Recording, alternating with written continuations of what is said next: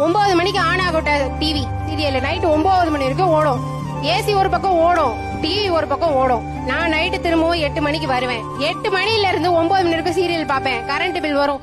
Serial பார்த்தே போச்சுப்பா, current bill வந்துருச்சு. AC போட்டே கரண்ட் பில் வந்துருச்சு. சார் நல்லா கால்குலேட் பண்ணிக்கோங்க. காலையில 9 டு நைட் 9 அவங்க பாக்குறாங்க, 8 டு 9 நான் பாக்குறேன் சார். என்னால கரண்ட் பில் ஏறிடுவாங்க. இன்னொரு விஷயம் சார், எல்லாரும் கூடயும் சேர்ந்து சாப்பிடணும்னு சொல்றாங்கல்ல, பிள்ளைங்களுக்கு ஊட்டாம நாங்க சோத்துல கைய வைக்க கூடாது சார்.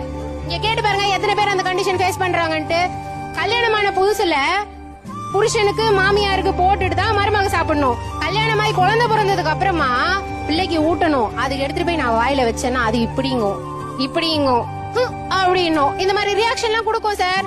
அப்படி இருந்தும் அதை வச்சு வாயில இந்த சிமெண்ட் பூசுவாங்க தெரியுமா சார், அந்த மாதிரி பூசி அப்பி 1 மணி நேரம் வெயிட் பண்ணி சாப்பிட்டு சாப்பாட்டு ஊட்டிட்டு அதுக்கப்புறம் தான் சார் நாங்க சாப்பிடணும்.